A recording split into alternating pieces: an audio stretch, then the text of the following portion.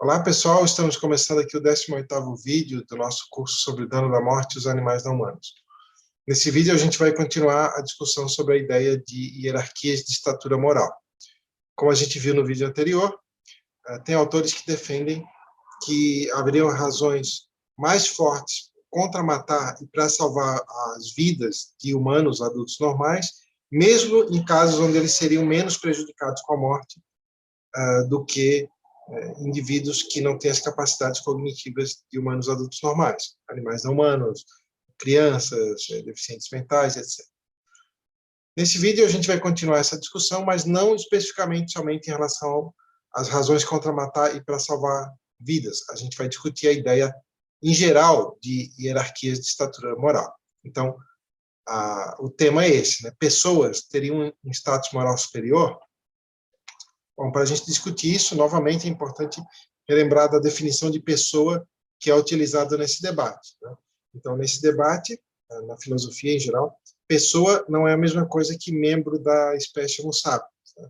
Pessoa seria um ser capaz de tomar decisões autônomas, né? Seria um ser que tem as capacidades cognitivas de humanos adultos normais, né? Então, por exemplo, essa definição de pessoa não entraria aí bebês, crianças, adultos que são deficientes mentais, não entraria também os animais não humanos, né? Ok. Bom, então no vídeo anterior, né, a gente viu alguns problemas específicos, né, em relação à atribuição de maior status moral às pessoas, né, especificamente em relação ao dano da morte e as razões contra matar e para salvar vidas, né? Então, nesse vídeo a gente vai ver alguns problemas adicionais que eles são gerais com a ideia de estatura moral. Vamos ver. Bom, tem um artigo de 2017 do Oscar Horta que ele argumenta contra a ideia de hierarquia de estatura moral. E nesse artigo, lá na página 904, ele classifica os tipos de visões que atribuem estatura moral diferenciada. Bom, então ele defende que existem dois tipos principais, né? No primeiro tipo, os interesses daqueles indivíduos que possuiriam status moral superior contam mais, né, pesam mais, ou em algumas variantes são os únicos interesses que importam.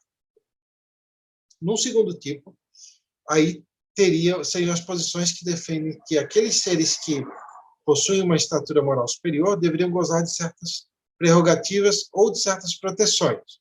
Por exemplo, ser protegido, né, por certas restrições deontológicas, como direitos morais, por exemplo, que garantiriam a sua inviolabilidade ou que dariam um peso especial à sua vontade, por exemplo, a vontade autônoma, como a gente viu no outro vídeo.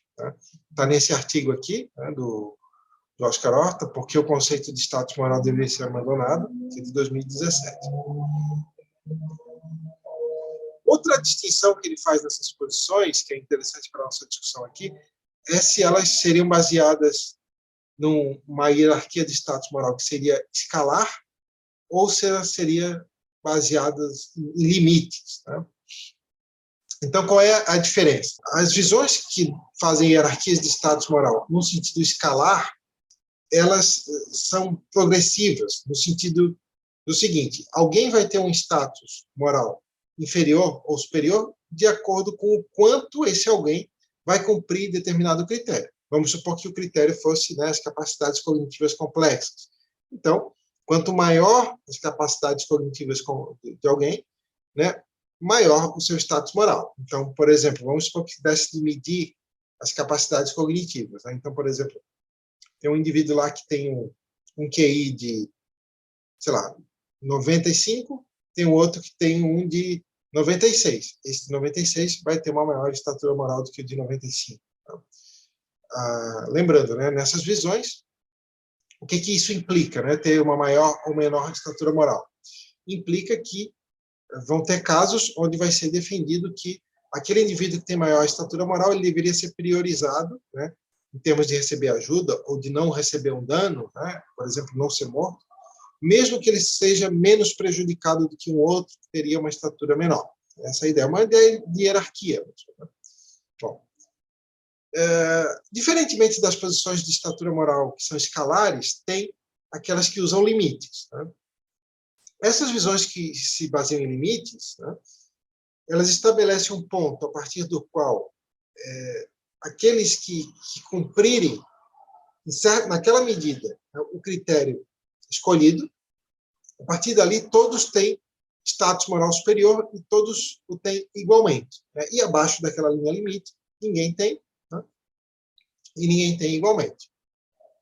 Por vezes, outras teorias desse tipo podem fazer hierarquias de status moral com limites, mas com vários degraus. Então, por exemplo, você tem até, vamos supor novamente, né, que o critério seja capacidades cognitivas. Então, vai dizer que se você tiver até um grau X, sei lá, 100, de pontuação nessas capacidades, você tem um status moral inferior. De 100 para cima, você tem um status moral superior do que aqueles, mas entre 100 e 120 estão no nível intermediário dos que estão acima de 120. Tá? Então, diferentemente dessas aqui que são escalares, né, que elas são sempre em variação proporcional milimétrica, essas aqui estabelecem degraus. Já que a gente estava discutindo no vídeo anterior a posição definida pelo Jeff McMahon, né, é importante perceber que, em relação a essas duas classificações, ela, primeiro, é do tipo que defende restrições deontológicas, né, defende certas proteções especiais contra matar e para salvar as vidas de indivíduos que são pessoas, né, mesmo quando seriam menos prejudicados se não fossem priorizados. Por exemplo, né, ele defende que matar pessoas é sempre mais errado do que matar não pessoas, mesmo que não pessoas sejam muito mais prejudicados com a morte. E ela também é baseada em limites, né, que seriam os thresholds. Por quê? Porque ele defende que todos que possuem capacidades cognitivas acima de determinado nível devem receber a mesma estatura moral, né, não importando o quão muito longe ou muito perto estejam desse limite. Né? Então, está lá no Ethics of Killing. Né? Ele defende a mesma coisa lá no Moral Intuition, né, que é um artigo de 2013. Bom, agora vamos ver alguns argumentos contrários à atribuição de status moral diferenciado. Então, uma primeira razão para se rejeitar a ideia de status moral diferenciado é que isso é claramente uma violação do princípio da igual consideração. Né? Então, se o princípio da igual consideração for um princípio plausível, né, então parece que a gente tem razões iniciais para rejeitar a atribuição de status moral diferenciado, a menos que fosse mostrado que existem fortes razões para se rejeitar o princípio da igual consideração em certos casos, mas o ônus da prova parece ser de quem defende status morais diferenciados. Vamos entender por que a ideia de hierarquia moral é uma violação da igual consideração. Vamos supor que a gente tem ali, ó, o P são pessoas, né? Ou seja, lembrando, né, pessoas são indivíduos capazes de decisões autônomas, né, que têm capacidades cognitivas típicas de humanos adultos normais. Né? Então, vamos supor que a gente tenha a pessoa 1 e a pessoa 2, e a pessoa 1 seja prejudicada com a morte em menos 10, se morrer agora, e a pessoa 2 em menos 80. De acordo com a teoria do McMahon, já que ambos são pessoas, né, estão acima daquele limite que ele considera como sendo ali o passaporte para receber um status superior, ele defende a tese do erro igual. Né? Ele defende que a força das razões contra matá-los é exatamente igual. Não depende do quão prejudicados são com a morte. Ou seja, esse aqui é muito mais prejudicado com a morte do que o P1. Né?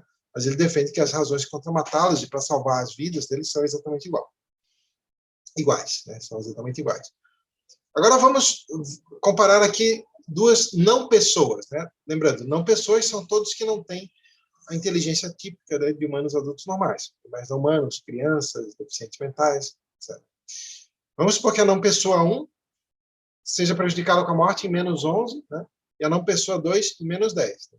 Nesse caso, né, aí, como estamos falando de não pessoas, o McMahon defende que as razões contra matar devem ser determinadas pela magnitude do dano da morte. Então, ele vai dizer que as razões contra matar e para salvar a vida do NP1, né, da não pessoa 1, já que ele seria mais prejudicado com a morte do que o 2, então são mais fortes as razões contra matá-lo e para salvar sua vida.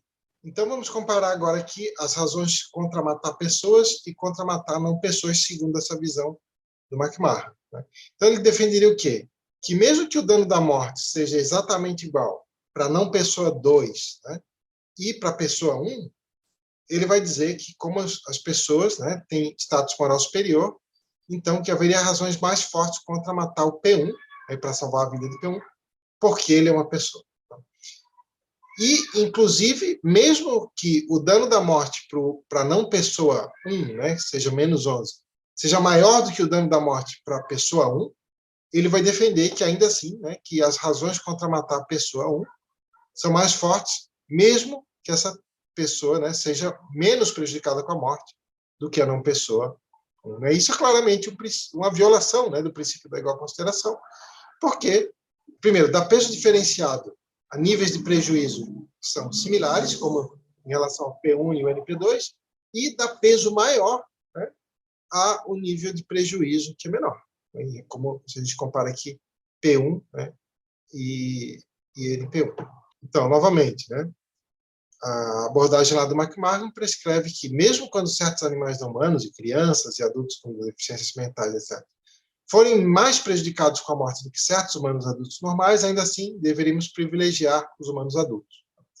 Então, novamente, isso é uma violação escancarada do princípio da igual consideração, pois não dá apenas peso diferenciado a níveis de prejuízo similares, dá peso maior ao nível de prejuízo menor. Bom, vamos ver outro argumento contrário à atribuição de status moral diferenciado, que é problemas com apelos a intuições. Como a gente viu, né, no vídeo anterior, essa atribuição de status moral diferenciado, ela é normalmente fundamentada com apelo a intuições. O primeiro ponto é, que é o seguinte: existem intuições divergentes. Vamos ver. Então, existem autores que fundamentaram a sua posição, apontando que a maioria das pessoas tem a intuição de que os humanos adultos normais importam mais do que outros tipos de seres. Mas lá naquele artigo, o Horta observa, né, que um problema para esse tipo de fundamentação é simplesmente que existem pessoas que não têm essa intuição. Tá? Então, o fato de existir uma única pessoa que já não tem aquela intuição já coloca um grande ponto de interrogação, né, de por que a gente deveria confiar naquele tipo de intuição. Por exemplo, lá no artigo de 2013, o McMahon defende que todo mundo concorda que, em circunstâncias comuns, matar uma pessoa é mais objetável do que matar um rato. Bom, mas o problema com isso é que isso é simplesmente falso. Por quê? Porque tem pessoas que defendem que as razões contra matar devem ser determinadas somente com base no quão prejudicado alguém é com a morte. E tem pessoas que determinam o quão prejudicado alguém é com a morte somente com base no quanto alguém perderia de desfrutar se morresse e o quanto já desfrutou.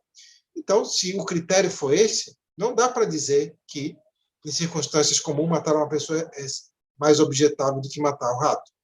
Pode muito bem ser que isso variasse muito de caso para caso e poderia até ser mesmo que matar o rato fosse pior. Então, é simplesmente falso que todo mundo pensa daquela maneira. Né? Então, existe quem não concorde que, em circunstâncias comuns, é sempre mais objetável matar uma pessoa do que matar um rato. Então, né, o ponto é o seguinte: o apelo à intuição ele não funcionaria nem se todo mundo concordasse, porque poderia todo mundo concordar com uma coisa e essa coisa ainda ser baseada no preconceito, numa forma de discriminação, num viés, num fator moralmente irrelevante. E o fato de ter pessoas que não concordam aumenta ainda, né, essas razões para a gente duvidar da intuição. Bom, outra coisa, né, outro problema. Tem muitas pessoas que não têm aquela intuição de que as razões contra matar pessoas, né, lembrando, pessoas são humanos adultos normais, né, que elas são sempre mais fortes do que as razões contra matar não pessoas. Por exemplo, né, tem muitas pessoas que defendem que as razões contra matar crianças são mais fortes do que contra matar adultos. Por exemplo, poderia ser dito que a criança desfrutou menos até agora e ela teria mais pela frente para desfrutar. Né? E, claro, poderia ser dito o seguinte: mas a maioria das pessoas acha mais errado matar pessoas do que não pessoas. Não sei se é a maioria, mas suponhamos que seja. Né? existir uma intuição forte a favor de certa pressuposição não parece ser suficiente para justificar essa intuição, por conta daquele problema que a gente viu, que, né, poderia ser um resultado de um preconceito, simplesmente. Bom, então é isso, né? Um problema com apelo a intuições é que elas podem ser tanto, né, o captar de algo moralmente relevante de uma maneira não sistematizada ainda, quanto um preconceito, né, ou resultado de autointeresse, etc. Aí a gente tenta descobrir qual dos dois é o caso, investigando, né, se existem princípios que poderiam dar suporte a essas intuições. Contudo, né, o princípio ele precisa ser plausível de maneira independente, e não apenas porque ele justificaria a intuição, né, ou mesmo porque ele explicaria um conjunto grande de intuições. Né? Então, isso mostra que a gente tem um critério para testar se um princípio que explicaria uma intuição, ou várias, ou mesmo um conjunto grande de intuições, se ele é plausível ou não. Se ele é plausível só porque ele explica a intuição, ou o conjunto de intuições, então ele é ad hoc, né? Ou seja, ele é mantido porque, caso ele seja plausível, né, ele daria um suporte à intuição, mas não porque realmente acredita-se que ele é plausível. Né? Ou seja, em linhas gerais, né, o princípio ele tem que fazer sentido por ele mesmo. Tá? Ele teria que soar plausível, mesmo que a gente não soubesse que ele poderia justificar aquelas intuições. Tá? E esse ponto é reconhecido pelo Jeff McMahon, lá no artigo de 2013.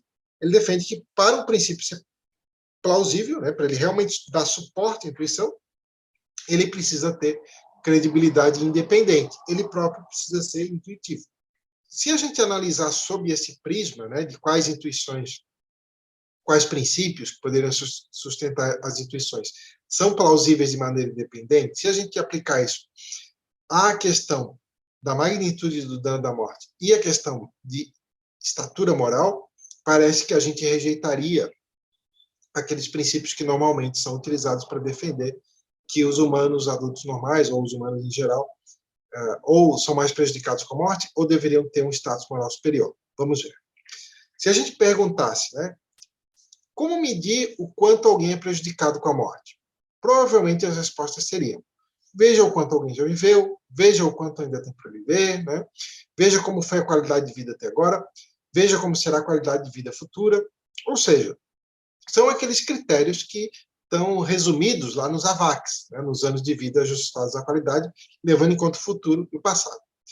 Bom, se a gente perguntasse, né, para as pessoas em geral, se elas consideram o grau de conexão psicológica que alguém vai manter ao longo do tempo como algo importante para a magnitude do dano da morte, sem que elas percebessem que, se elas respondessem que sim, isso poderia dar uma vantagem para elas sobre os animais, né, é bastante duvidoso que elas responderiam que isso é relevante para a magnitude do dano da morte. Contudo, se a gente avisasse elas o seguinte, né, olha, se vocês responderem que o grau de conexão psicológica importa, isso vai garantir que os humanos adultos normais normalmente são mais prejudicados com a morte do que são os animais não humanos. Né? Se a gente avisasse isso, aí provavelmente essas pessoas passariam a explicar o dano da morte com base nesse princípio. Né? E isso mostraria, então, que o princípio é ad hoc, né? Que as pessoas passariam a manter o princípio não porque acreditam que ele é plausível, né? Mas simplesmente porque sabem que o princípio poderia fundamentar aquilo que elas gostariam que fosse o correto antes de refletir. A mesma coisa em relação aos princípios que tentam dar suporte à ideia de estatura moral superior para indivíduos que são pessoas. Né? Por exemplo, quando a gente fala de estatura moral diferenciada e explica para as pessoas o que é essa ideia, a maioria das pessoas provavelmente acharia isso muito injusto. Por exemplo, se a gente dissesse o seguinte: olha, você é a favor de dar estatura moral diferenciada? A pessoa vai perguntar, o que é isso? Né? E a gente poderia explicar, olha, é o seguinte, você tem dois indivíduos, né? E se um deles tiver uma estatura moral superior do que o outro, né? Por exemplo, se ele for muito mais inteligente, você vai ter que priorizar salvar a vida dele ou evitar matar ele, preferir matar o outro ou não salvar a vida do outro, mesmo que esse superior seja muito menos prejudicado com a morte. A maioria das pessoas vai certamente achar isso injusto. Né? Então, Só que, novamente, se a gente dizer, né, olha, mas se você defender status moral superior, isso vai dar uma vantagem, né, para você sobre os animais humanos. Certamente que várias pessoas passariam a defender esse princípio, né? Não porque acreditam que ele é justo, plausível, mas porque isso daria uma vantagem autointeressada. Né? Mesma coisa, né? Se a gente perguntasse assim, tudo mais sendo igual, né? Se todos forem igualmente inocentes, se os desdobramentos de consequência em longo prazo forem os mesmos, etc. Tudo mais sendo igual.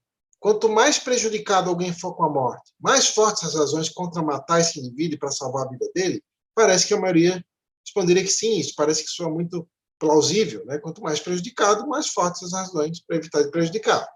Mas, novamente, se fosse adicionada a seguinte informação, né? Olha, se você responder assim, olha, isso vai implicar que aí você vai ter que dizer que, por vezes, tem razões mais fortes contra matar e para salvar as vidas de animais não humanos em comparação às vidas humanas. Né? Mas se você adicionar outro princípio, né, que limite isso, aí não. Aí certamente que provavelmente as pessoas passariam a dizer que concordam com esse segundo princípio, mesmo sem concordar. Né? Então, se esse for o caso, se não existe nenhuma base independente além dessa, para esses princípios parece que eles são todos adóticos. Ok, vamos passar agora para algumas tentativas de defesa da ideia de estatura moral diferenciada. Bom, uma delas é defender que determinados indivíduos deveriam ter uma estatura moral superior porque são recipientes de um valor maior. Vamos ver como é que é isso. Então, aqui, né, resumindo, outra tentativa de defender o status superior para pessoas, né, é manter que a posse de status moral superior depende da capacidade para ser recipiente do valor. E, então, defender que capacidades cognitivas complexas possuem valor em si, né, e que os indivíduos que possuem essas capacidades seriam recipientes desse valor, que outros indivíduos não seriam. Bom, vamos ver qual é um problema com essa defesa que o Oscar Horta aponta lá no artigo, né? Bom, é que ela teria uma implicação que seria o seguinte, de que então teria que ser dito que teria valor positivo, né, viver uma vida infernal, um tormento extremo, com muito sofrimento, mas que a pessoa ainda fosse capaz de exercer essas capacidades. E também implicaria que uma vida muito feliz, né, teria menos valor do que uma vida extremamente infeliz, se nessa vida extremamente infeliz aquelas capacidades forem desempenhadas em maior grau. Né? Mesmo que essas capacidades, se forem desempenhadas em maior grau, não tivessem impacto nenhum, né, na nossa própria vida ou nas vidas dos outros, né, para além do mero fato de alguém desempenhar essas capacidades. Isso parece certamente ser implicações muito estranhas. Né? Bom, mas poderia ser objetado que essas situações seriam melhores sob certo aspecto, que é o aspecto de desempenhar aquelas capacidades. Ainda que não seriam melhores tudo considerado, né? Não seriam melhores levando em conta tudo que é importante para se determinar o quão positivo ou negativo é uma vida. Contudo, né, já que naquelas situações que a gente deu como exemplo, não faria nenhum sentido exercer aquelas capacidades, porque não faria diferença alguma na nossa própria vida, nem nas dos outros, né? Então parece que não tem nenhum aspecto naquelas situações que elas são melhores do que as outras, né? Porque aquele tipo de vida teria mais sofrimento, né? Elas seriam muito piores nesse sentido, e exercer aquelas capacidades não faria diferença alguma. Ou seja, exercer aquelas capacidades pelo mero fato de exercê-las, quando não faz diferença alguma, não parece adicionar nada de positivo na situação. No máximo que poderia acontecer é se alguém achasse divertido exercer aquelas capacidades, né? Mesmo naquele tipo de situação onde sofreria muito. Mas aí já teria um fator adicional que seria a felicidade gerada pelo exercício daquelas capacidades. Não seria o exercício daquelas capacidades em si que teria valor. Agora vamos explicar por que, mesmo que alguém rejeitasse esse contra-argumento que foi dado agora, isso não fundamentaria status morais diferenciados. Então vamos supor que alguém rejeite, né, esse último argumento e mantenha que sim, que ainda tem algo de bom naquelas situações, né, mesmo que exercer aquelas capacidades não faça diferença alguma naquelas situações. Então, lá naquele artigo de 2017, o Oscar Horta observa que isso não justificaria necessariamente um status superior para quem possui aquelas capacidades, mesmo que alguém dissesse que há algo de bom naquelas situações onde alguém desempenha aquelas capacidades, mas isso não faz diferença alguma nem na própria vida, nem nas dos outros, né? O argumento é o seguinte: se uma vida de sofrimento extremo é pior do que uma vida onde alguém carece daquelas capacidades, ou então tem aquelas capacidades, mas não exerce, então não é apenas aquelas capacidades que importa, né? O sofrimento, evitar o sofrimento também importa. E pode ser que evitar sofrimento importe mais, né? Então, se é assim, não fica claro por que a posse daquelas capacidades, ou não qualquer outra coisa, como a capacidade de sofrer, é aquilo que garantiria um status moral superior. Vamos ver outra implicação daquela defesa, né? Olha, ele diz o seguinte: se o exercício daquelas capacidades, né, por exemplo, o exercício da capacidade da autonomia, né, que está na base lá da posição do McMahon, se isso for aquilo que mais importa, então seria correto colocar alguém em uma situação terrível se isso fizesse com que esse alguém exercesse aquelas capacidades em maior grau. Por exemplo, né, o exemplo que ele dá é de uma mãe, né, cujos filhos estão num sério risco de vida, né, e essa mãe poderia exercer aquelas capacidades em maior grau nesse tipo de situação do que numa situação onde os filhos estivessem em segurança. Se aquele princípio fosse plausível, né, então teríamos que dizer que é melhor que essa mãe esteja nessa situação. Seria correto colocá-la nessa situação. E isso não parece ser assim. Nesse ponto, né, poderia ser objetado que outras considerações poderiam pesar mais do que o exercício daquelas capacidades, né? E que, então, não necessariamente o exercício daquelas capacidades, valorizar o exercício daquelas capacidades, justificaria colocar aquela mãe naquela situação terrível, né? Só que, se o aumento do exercício daquelas capacidades fosse grande o bastante, parece que nessa posição isso seria suficiente para justificar colocar aquela mãe naquela situação terrível. Então, tem outra implicação, mínimo estranha, né, dessa tentativa de justificar status morais superior. Bom, alguém poderia dizer que o exercício daquelas capacidades, né, de autonomia, por exemplo, não é algo bom em si, mas é algo que tem valor instrumental, ou seja, que ajuda a alcançar outras coisas que, aí sim, essas outras coisas são boas em si. Então, uma possível defesa, né, é dizer que aquelas capacidades cognitivas complexas possuem valor instrumental porque adicionam significância especial aos interesses de quem tem essas capacidades. Esse é o caso, né, da defesa que o McMahon faz de que as razões prudenciais devam ser uma função não apenas do valor, né, mas também da conexão psicológica. Ele defende que a conexão psicológica faz com que os indivíduos tenham razões mais fortes para se importar com aquilo que aconteceria com eles próprios, né, enquanto eles têm uma conexão psicológica forte com o seu eu futuro, digamos.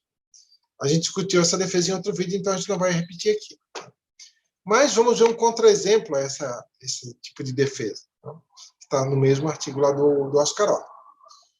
Então, um exemplo é assim: vamos supor que alguém está nos estágios iniciais da doença de Alzheimer, né, e descobre outra condição que vai trazer uma dor excruciante até o momento de morrer. Então, o Alzheimer destruiria a conexão psicológica e essa segunda condição traria uma dor muito intensa, né, uma dor gigantesca até o momento da morte.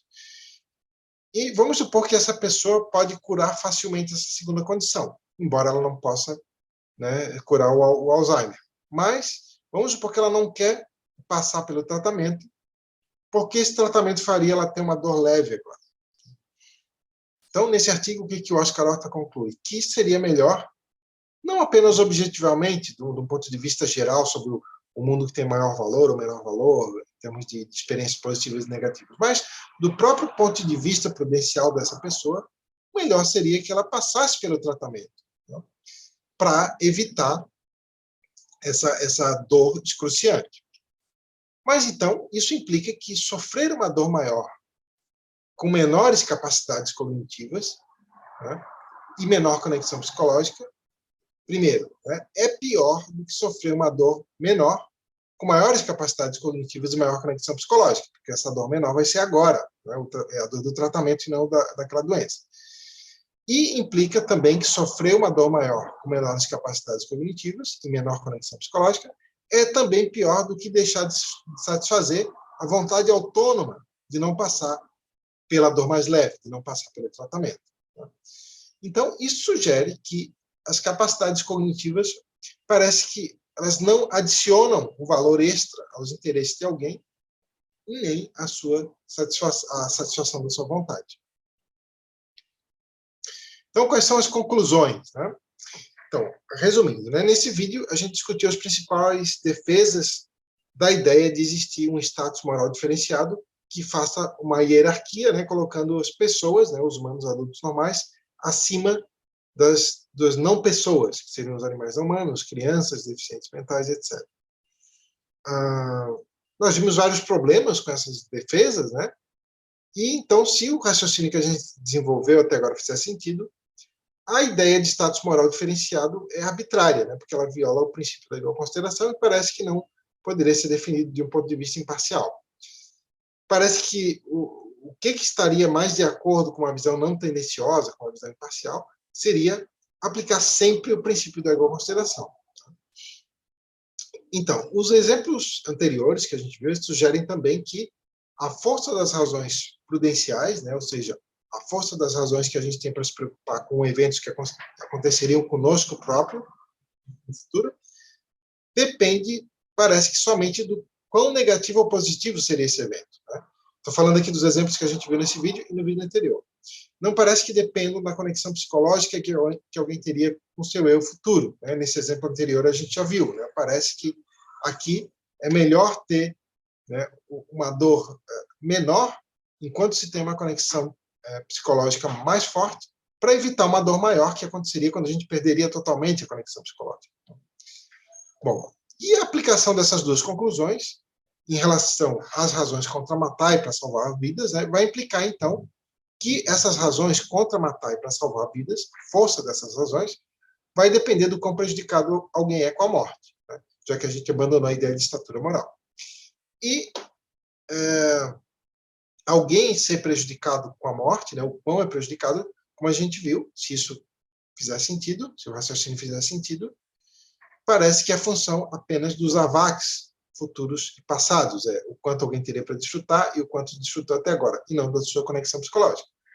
Parece que, já que a gente rejeitou a ideia de estatura moral, isso seria assim, independentemente de o indivíduo ser pessoa ou não pessoa.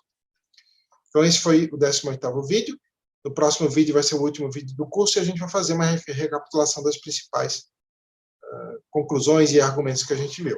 Um abraço e até lá.